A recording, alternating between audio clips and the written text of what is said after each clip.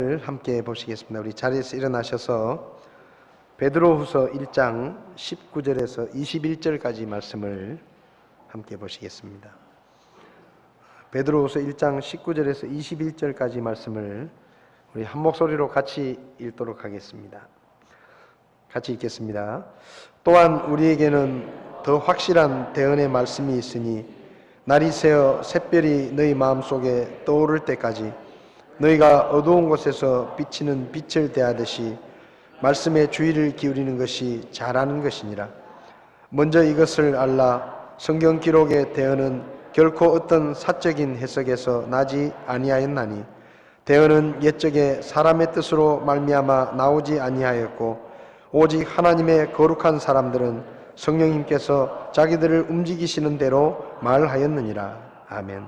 서신 채로 잠깐 기도하겠습니다. 살아계셔서 말씀하시는 하나님, 이 시간 하나님께서 친히 우리에게 말씀해 주시고 기록된 하나님의 말씀의 뜻을 분별하게 하시고 주의 말씀 앞에서 순종으로 하나님의 말씀에 반응할 수 있도록 저희를 도우시기를 기도합니다.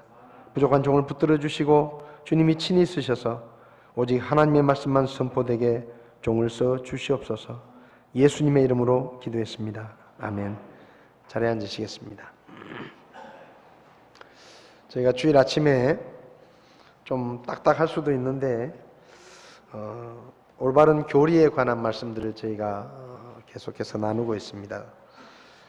지난 2시간 동안 성경에 대해서 말씀을 드렸습니다. 우리가 왜 성경을 알아야 하는가? 성경은 하나님의 말씀이기 때문에, 우리를 창조하신 하나님의 말씀이기 때문에 우리가 성경을 알아야 한다. 그래서 사람의 말을 무시해도 손해를 볼 때가 있지만 하나님의 말씀을 무시하고 무관심하면 올바른 삶을 살 수 없다, 그런 말씀을 드렸습니다. 또 둘째로는 하나님의 말씀인 성경은 우리의 믿음과 또 우리의 삶의 기준이기 때문에 하나님의 말씀을 알아야 된다. 하나님의 말씀을 모르면 무엇이 바른 교리이고 무엇이 잘못된 믿음인지를 분별할 수 없습니다. 그리고 내가 잘 살고 있는지 또 잘못 살고 있는지도 분별할 수가 없습니다. 그래서 하나님의 말씀은 우리의 삶의 기준이고 믿음의 기준이기 때문에 우리가 부지런히 하나님의 말씀을 읽고 공부하고 관심을 가져야 된다라는 말씀을 드렸습니다. 또 세 번째로는 하나님의 말씀은 우리가 어떻게 그 말씀에 반응하느냐에 따라 우리의 운명이 결정된다. 그렇기 때문에 하나님의 말씀을 알아야 한다라는 말씀을 드렸습니다. 하나님의 말씀을 알고 내가 죄인인 것을 깨닫고 십자가에 못 박혀 죽으신 예수 그리스도를 하나님의 구원자로 믿으면, 그러니까 하나님의 말씀에 믿음으로 반응을 보이면 그 사람은 구원을 받게 되고 영원한 생명을 얻고 영원한 천국에 가서 살게 됩니다.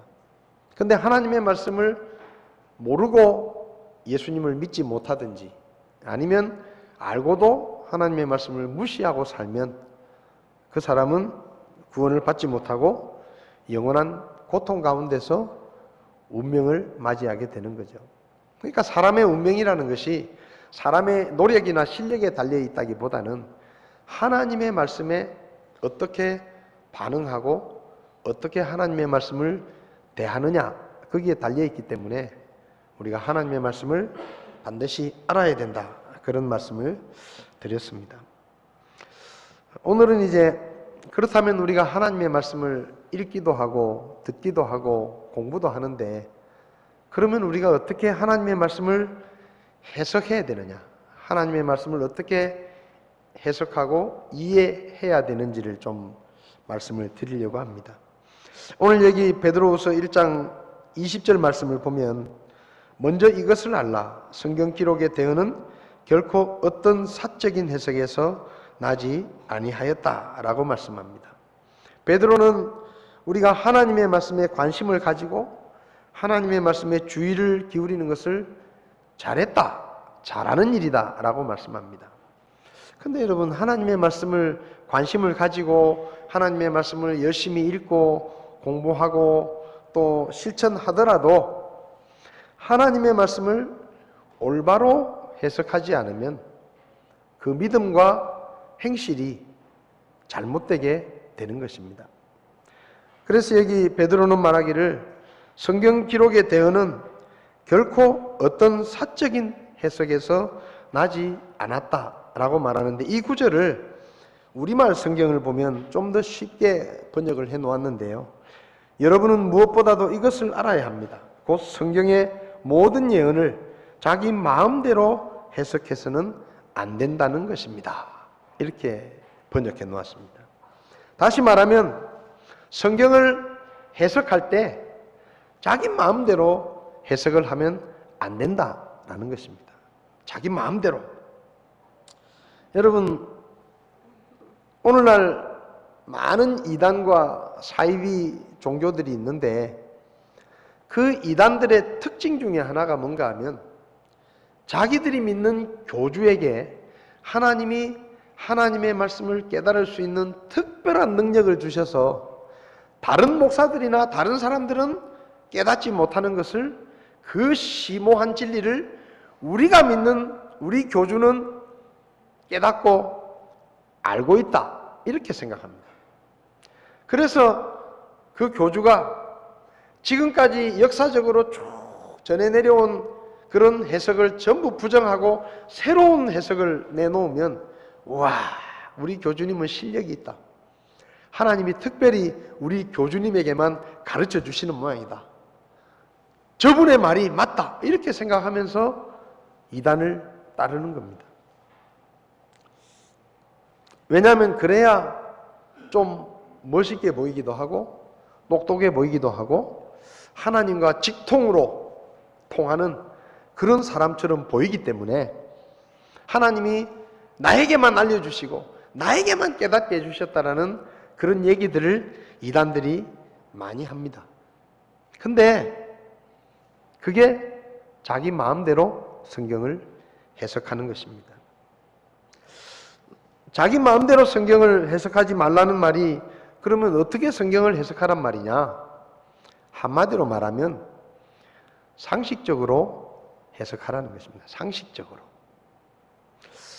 그걸 좀 신학적으로 표현하면 상식적으로라는 말을 문자적으로, 문법적으로, 역사적으로 성경을 해석해야 된다라고 이야기할 수 있습니다. 여러분, 한마디로 성경에 적힌 내용은 상식적으로 해석해야 됩니다. 보통 우리가 말이나 글을 알아듣고 해석을 할 때 이렇게 해석을 합니다. 문자적으로, 문법적으로, 역사적으로. 그렇게 우리는 해석을 해요. 그게 우리의 상식이에요. 예를 들어서 어떤 사람이 내가 지금 배가 고픕니다, 그렇게 말하면 여러분들 중에 아무도 그 말을 못 알아듣는 사람 없습니다. 다 알아듣죠? 아, 저 사람이 지금 배가 고파서 뭔가 먹을 게 필요하다는 얘기구나. 다 알아듣습니다. 선생님, 제가 배가 고픕니다. 그러면요, 그 말을 다 알아들어요, 우리가. 너무 쉬운 말입니다. 왜냐하면 그게 문자적으로 이해하는 거예요. 근데 좀 별난 사람들이 있어요. 좀 별난 사람들은 뭐냐? 그 말을 문자 그대로 알아듣는 게 아니에요. 예를 들면 이런 겁니다. 아, 내가 배가 고픕니다. 그렇게 말하면 한 사람이 저쪽에서 말합니다. 야, 저 사람이 지금 짜장면 먹고 싶다는 소리래. 근데 또 그 사람은 짜장면집을 하는 사람이에요. 근데 그 옆에 스테이크를 하는 양식 사장이 있는데 그 사람은 또 이렇게 말합니다. 아니다, 저 사람 지금 스테이크 먹고 싶다는 소리다. 여러분, 말한 사람은 그냥 배고프다라고 말했을 뿐이에요. 근데 짜장면집 주인은 짜장면 먹고 싶다는 소리로 듣는 거예요, 그걸. 스테이크집 주인은 스테이크 먹고 싶다는 소리로 듣는 겁니다. 여러분, 그 둘 다 틀린 거예요. 그냥 배고프다는 얘기예요. 그 사람이 짜장면을 먹고 싶은지 그건 모릅니다, 아무도. 그냥 배고프다는 얘기구나. 그럼 물어보면 돼요. 아, 배고픕니까? 뭐가 먹고 싶습니까? 그러면 그 사람의 마음을 제일 잘 알 수 있는데, 우리는 그 사람은 그냥 배고프단 말만 했는데 서로 짜장면을 먹고 싶다는 말이 옳다느니 뭐 스테이크를 먹고 싶다는 게 옳다느니 하고 싸우는 거예요. 여러분, 말이나 그런 게 아니에요. 그냥 배고프다 그러면 아, 저 사람 배고프구나, 그렇게 이해하고 넘어가면 끝나는 겁니다. 거기다가 대놓고 뭐 짜장면 먹고 싶다 그러는지 스테이크 이런 얘기 할 필요가 없는 거예요. 그냥 아, 저 사람은 배고프구나. 그런데 배고프다는 말이 항상 배고프다는 뜻으로 쓰이는 건 아닙니다. 그 상황이나 문맥이나 환경에 따라서 배고프다는 말이 전혀 다른 뜻으로 쓰일 수도 있어요. 예를 들면 2002년에 월드컵을 할 때 우리나라 국가대표 감독이 히딩크였습니다. 근데 우리나라가 16강에 올라갔어요. 그래서 이제 와, 우리나라가 16강 올라가서 사람들이 다 좋아합니다. 그래서 이제 감독이 인터뷰를 합니다. 여러 가지 질문을 하는데 16강에 올라갔는데 만족하십니까? 그러니까 그 히딩크라는 감독이 나는 아직도 배가 고픕니다, 이렇게 말합니다. 나는 아직도 배가 고픕니다. 여러분, 인터뷰하는데 갑자기 나는 아직도 배가 고픕니다. 그러면 그 말을 듣고 아, 저 사람 배고프다는 얘기구나. 짜장면 시켜가지고 짜장면 딱 갖다 주고 배고프면 짜장면 먹어라. 그 말이 아니에요. 그 말이 아닙니다. 지금 16강까지 했지만 나는 8강에 올라가고 싶고 4강에 올라가고 싶고 나는 아직도 승리를 하고 싶다, 이런 뜻입니다. 배고프다는 말이 같은 말이지만 어떤 상황에 어떻게 쓰였느냐에 따라 그 말이 다른 의미를 가질 수도 있는 거예요. 이게 문법적으로 해석하는 겁니다. 우리는 다 그런 능력이 있어요. 우리 모두에게는 어떤 말이나 글을 문자적으로 문법적으로 이해할 수 있는 그런 능력들이 우리에게 다 있습니다. 상식적으로 다 있어요. 어린아이들도 그런 능력이 다 있어요. 누가 와서 예를 들면 초등학교 1학년 아이를 붙잡고 얘야, 지금 내가 배가 고프거든 하고 할아버지가 이야기를 하면 아, 할아버지 배고프세요, 이걸 다 이해해요. 다 이해한다니까요. 그래서 성경을 이해할 때도 그렇게 성경을 이해해야 되는 겁니다. 예를 들면 요한복음 2장 11절에 요한복음 21장 11절을 보면 시몬 베드로가 올라가서 큰 물고기가 가득한 그물을 땅으로 끌어당기니 153마리나 있더라. 거기 있던 모든 것이 이같이 많았으나 그물이 찢어지지 않았다.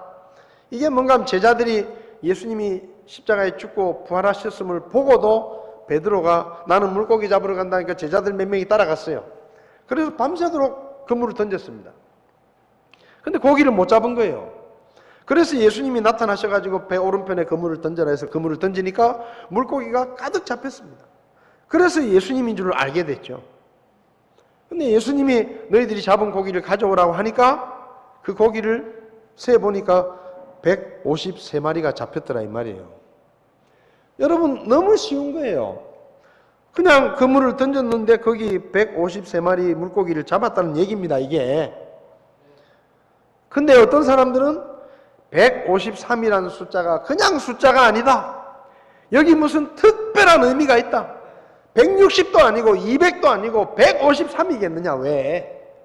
그래가지고 그걸 뭐 완전수가 7이고 예수님의 제자 12이고 뭐 어쩌고 저쩌고 곱하기 나누기 해가지고 153이라는 숫자를 설명하려고 합니다. 그거 아니에요. 그냥 153마리 물고기를 잡았다는 얘기입니다. 여기 무슨 다른 뜻이 있는 게 아니에요. 무슨 깊은 영적인 의미가 있는 게 아닙니다. 그냥 제자들이 그날의 사건이 너무 인상 깊었기 때문에 153마리 잡혔다는 걸 생생하게 기억하고 있기 때문에 153마리라고 쓴 거지, 여기 무슨 뭐 아주 오묘한 숫자의 비밀이 있는 게 아닙니다. 성경을 읽을 때요, 쉽게 읽어야 돼요, 쉽게. 근데 요한복음 1장 29절에 다음날 요한이 예수님께서 자기에게 오시는 것을 보고 이르되 세상 죄를 제거하시는 하나님의 어린 양을 보라, 이렇게 말했거든요. 근데 이 말은 문자적으로 그대로 이해하면 안 돼요. 말이 안 돼요. 왜? 예수님이 사람인데 왜 갑자기 동물 어린 양이 나옵니까? 그럼 예수님이 그때는 양의 모습으로 하고 갔다는 얘기입니까? 예? 그러니까 글을 읽을 때 제일 먼저는 문자 그대로 이해를 하려고 해야 되고, 그 다음에 문자 그대로 이게 말이 안 통할 때, 예를 들면 지금 이거는 말이 안 통하는 거예요. 예수님은 사람인데 갑자기 요한이 어린 양이다. 그럼 예수님이 왜 어린 양입니까? 예수님이 동물입니까? 아니잖아요. 이럴 때는 뭔가 다른 의미가 있을 거란 생각을 하는 겁니다. 근데 여기 그냥 어린 양이 아니고 세상 죄를 제거하시는 하나님의 어린 양이다라는 말을 들으면 우리는 잘 모르지만 유대인들은 이 말을 들으면 뭐가 생각나는가 하면 구약시대 때 제사로 드리던 희생물이 생각나는 거예요. 그냥 구약시대 때 우리 조상들이 죄를 지으면 양을 한 마리 잡아가지고 그 양에게 내 죄를 대신 덮어 씌우고 그 양이 내 대신 죽으면 죄를 용서받는 그런 일이 있었는데, 지금 침례 요한이 예수님을 보고 하나님의 어린 양이라고 이야기하는 것은 모든 사람의 죄를 대신 지고 저분이 십자가에 죽어서 희생물의 역할을, 어린 양의 역할을 하실 분이라는 그 이야기구나 하는 것을 우리는 생각을 많이 해야 되지만, 이 말을 듣고 있는 유대인들은 딱 들으면 그게 생각나는 거예요. 그 사람들은 너무 거기에 익숙해져 있으니까. 그래서 여기 예수님을 보고 하나님의 어린 양이라고 한 것은 예수님이 진짜 양이란 말이 아니고 구약시대 때 죄를 용서받게 희생으로 드리는 제물을 예수님을 비유해서 하신 말입니다. 그렇게 우리가 이해하는 거예요. 그러니까 성경을 읽을 때 제일 먼저는 문자 그대로 이해를 해야 되는 겁니다. 그 다음에 문자 그대로 이해하는데 잘 안 통할 때는 이 말씀이 문맥적으로 어떤 내용인지, 무슨 거기 직유나 은유나 이런 것들이 쓰였는지, 상징적인 의미가 쓰였는지 이런 것들을 살펴서 이해하는 거예요. 아까 히딩크가 나는 배고프다 그럴 때 비빔밥 갖다 주면 안 되는 겁니다. 그 상황을 생각해가지고 그 말의 뜻을 찾아내는 거예요. 근데 우리한테 그런 능력이 다 있어요. 예를 들면 기자들이 인터뷰를 하면서 히딩크가 나는 아직도 배고프다 그러는데 아무 기자도 그럼 뭐가 먹고 싶습니까? 이렇게 묻는 사람 없습니다. 왜? 그냥 들으면서 다 아는 거예요. 그러니까 우리에게는 그런 능력들이 다 있어요. 어떤 말이나 어떤 글을 충분히 이해할 수 있는 능력이 우리에게 다 있습니다. 왜 그러면 우리가 성경을 그렇게 이해를 해야 되느냐? 문자적으로, 문법적으로, 역사적으로 이해를 해야 되느냐? 간단합니다. 하나님이 성경을 주신 이유 때문입니다. 여러분, 성경은 하나님의 말씀입니다. 하나님은 사람이 아니고 신이십니다. 근데 신이신 하나님이 성경책을 쓰게 하셨는데 아무도 모르는 암호로 쓰시게 하지도 않았고요. 아무도 모르는 이상한 말로 쓰게 하지도 않았습니다.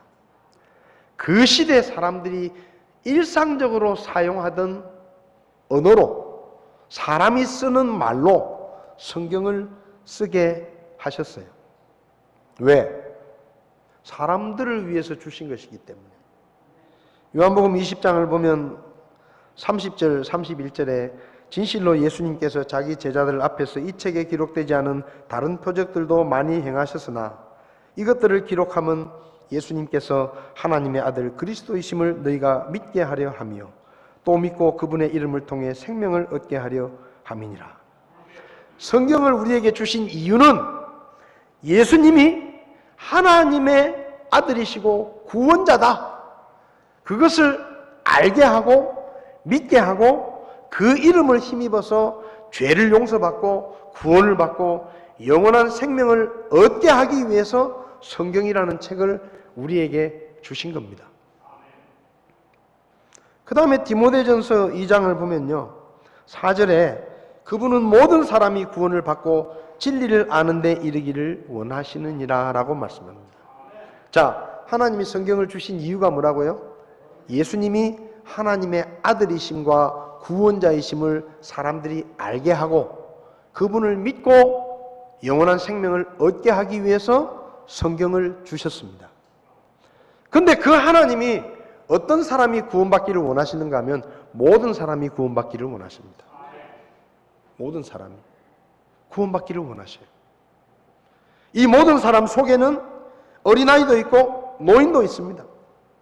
그를 아는 사람도 있고 모르는 사람도 있습니다. 많이 배운 사람도 있고 못 배운 사람도 있습니다. 모든 민족, 모든 세대 단 한 사람도 제외하지 않고 모든 사람이 구원받기를 원하신다.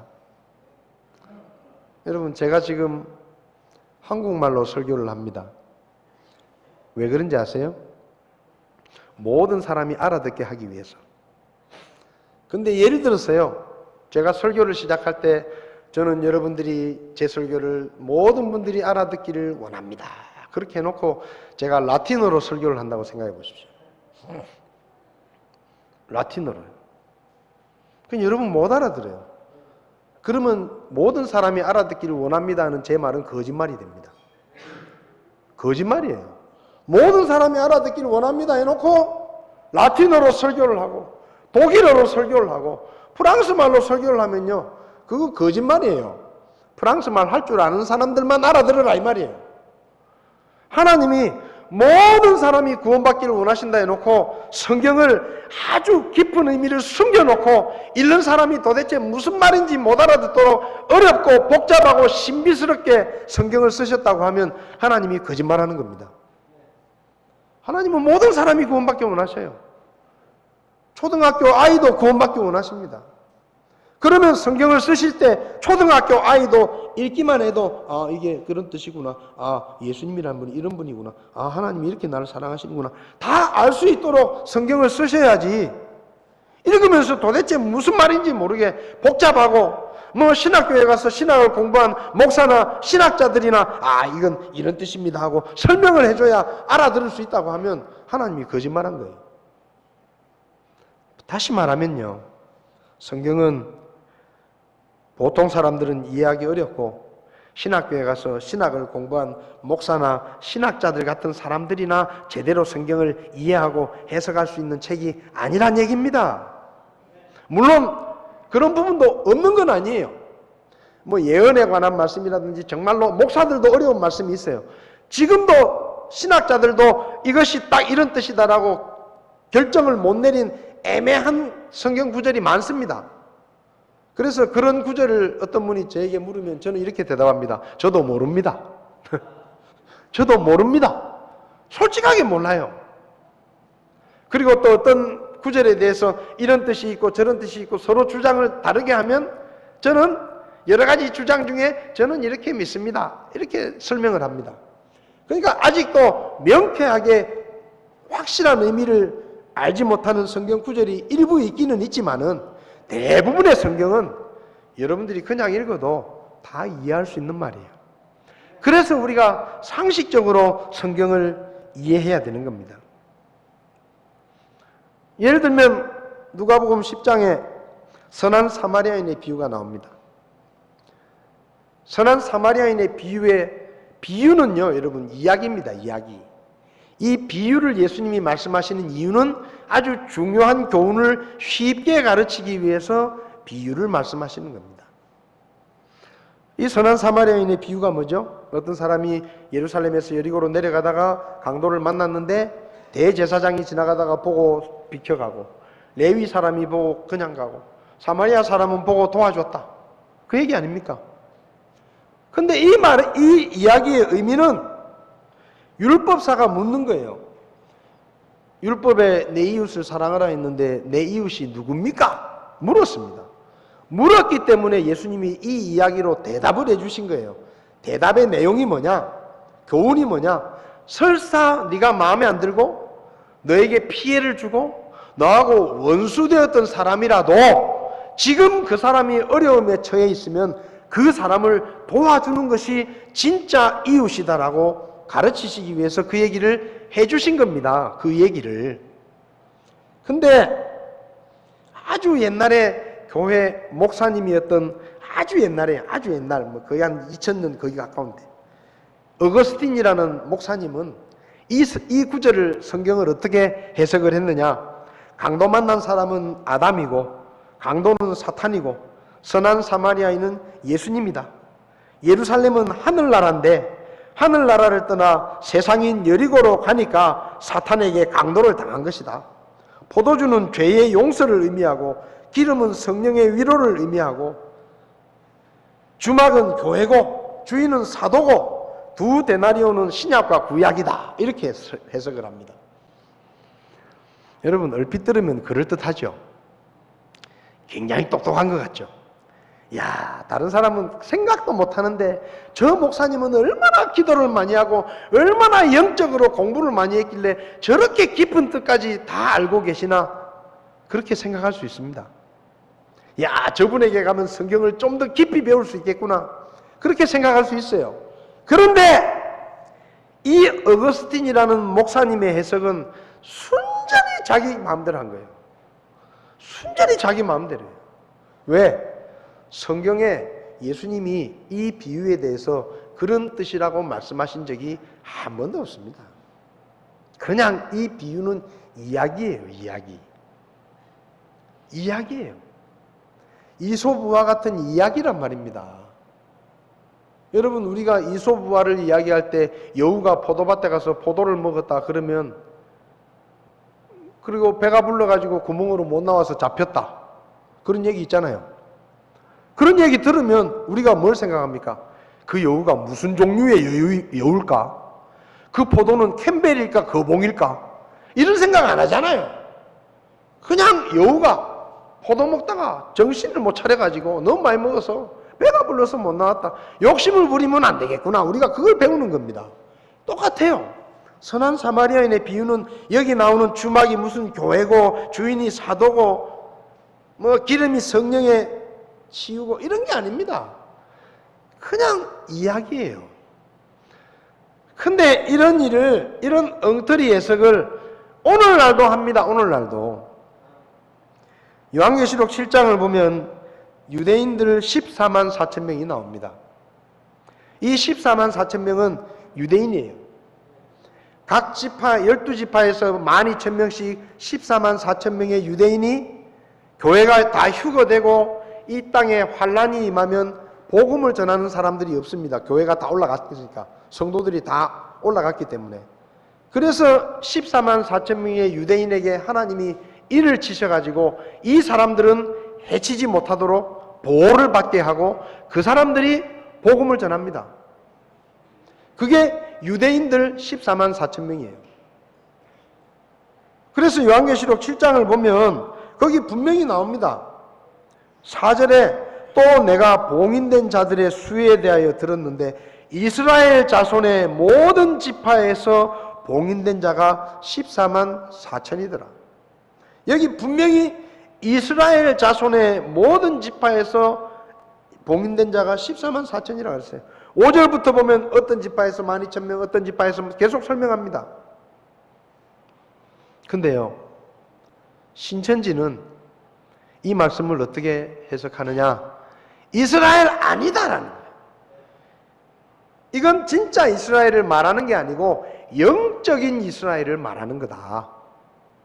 그리고 여기 14만 4천 명은 유대인이 아니다. 그럼 누구냐? 한국 사람이에요. 한국 사람. 14만 4천 명은 한국 사람이에요. 그리고 14만 4천 명에 들어가야 구원을 받아요. 지금까지 예수님 십자가 죽고 나서 신천지가 생기기 전까지 아무도 구원 못 받았어요. 왜? 신천지가 없었잖아요. 다 가짜예요. 영적 이스라엘은 신천지예요. 그래서 이 사람들은 신천지가 자기들끼리 12지파를 만듭니다. 지도를 보시면요, 서울 지역에는 서울 경기 의정부는 야고보 지파, 서울 강서 부천 김포는 바돌로메 지파, 서울 영등포와 경기 고양은 시몬 지파, 경기도 지역은 요한 지파, 인천은 마태 지파, 강원도 원주는 빌립 지파, 충청도 대전은 마띠아 지파, 경상북도 대구는 다데오 지파, 경남 부산은 야고보 지파와 안드레 지파, 전라북도 지역은 도마 지파, 전라남도 광주는 베드로 지파. 이래서 12지파예요. 그래서 14만 4천 명에 들어와야 구원받는다라고 가르치다가 숫자가 점점 늘어나니까 이제는 구원받는 사람은 14만 4천 명보다 훨씬 많은데 14만 4천 명 안에 들어와야 왕같은 제사장의 권세를 누릴 수 있다, 이렇게 말합니다. 여러분 재밌잖아요.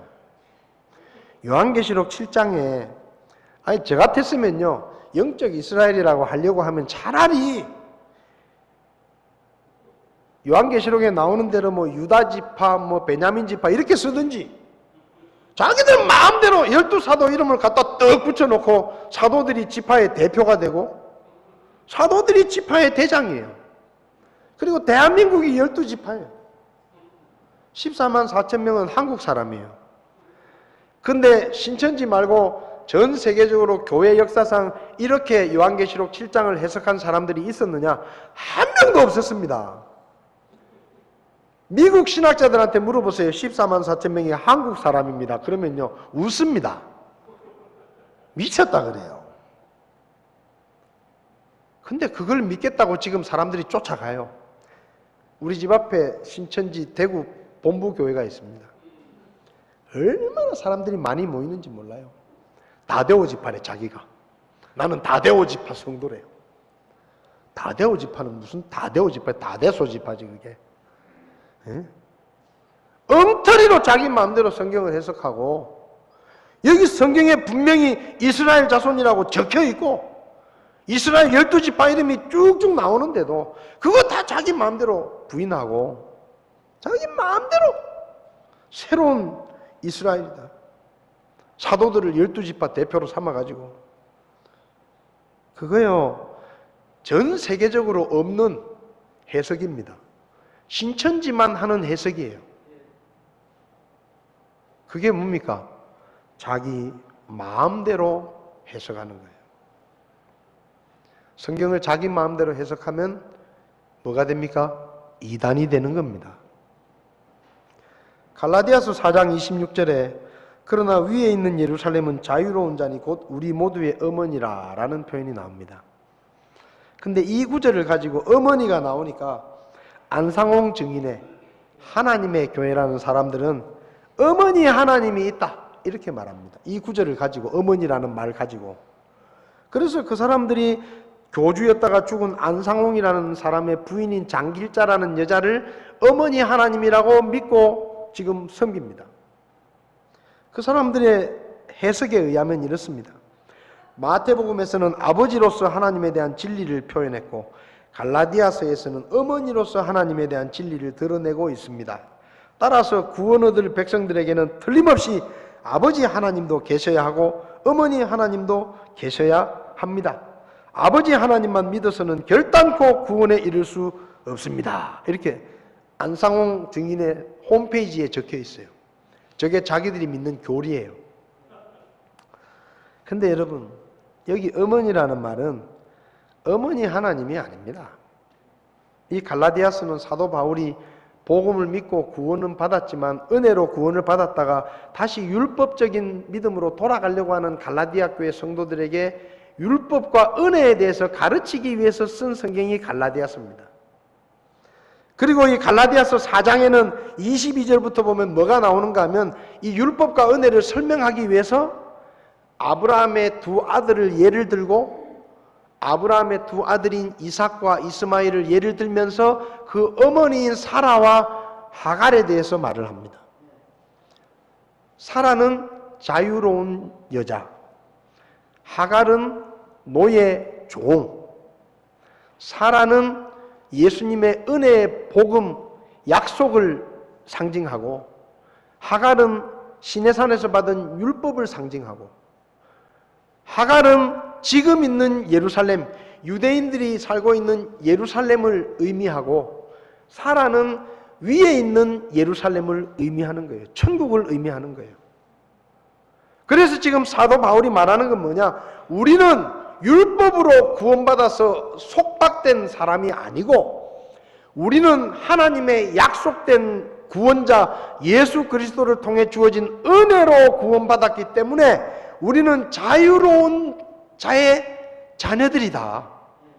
그런 우리가 왜 자꾸 율법으로 돌아가고 노예가 되려고 하느냐? 하지 마라 라고 이야기하면서 지금 있는 예루살렘은, 땅에 있는 예루살렘은 율법을 상징하고 사람들을 속박하는 것이지만, 위에 있는 예루살렘은 우리를 자유롭게 해주는 자유자인 우리, 복음을 통해 자유를 얻은 우리가 가서 살게 될 곳이기 때문에 마치 우리들의 어머니와 같은 사라의 역할을 하는 것이 위에 있는 예루살렘이다라고 한 말이 지금 갈라디아서 4장 26절의 진짜 뜻입니다. 그냥 사라를 어머니라고 칭한 거예요. 땅에 있는 예루살렘은 율법의 어머니고 율법에 속한 자들의 땅이고, 하늘에 있는, 위에 있는 예루살렘은 은혜로 구원받고 자유자가 된 사라의 자녀 같은 우리가 갈 땅이다 이 말이에요. 그걸 어머니라고 빗대어서 말한 겁니다. 근데 그 말을 가지고요, 어머니 하나님이라고 합니다. 어머니 하나님. 아니, 어머니 하나님이 왜 한국에 있습니까? 아니, 왜 성경은 전부 한국만 가리킵니까? 예? 뭐 다른 민족들은 인간도 아닙니까? 왜 전부 성경만 나오면 이단들은 전부 한국이에요. 어머니 하나님도 한국 여자고 14만 4천 명도 한국 사람이고 이긴 자도 한국 사람이고 동방에서 큰 자도 한국 사람이고, 한국은 위대한 나라입니다. 그거 아니에요. 자기 마음대로 성경을 해석하면 이단이 되는 겁니다.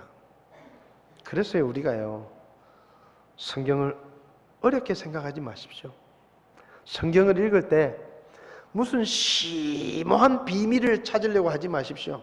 제가 제일 기분 나쁘게 생각하는 말이 죄사함 거듭남의 비밀이라는 말입니다. 여러분, 죄사함 거듭남이 비밀입니까?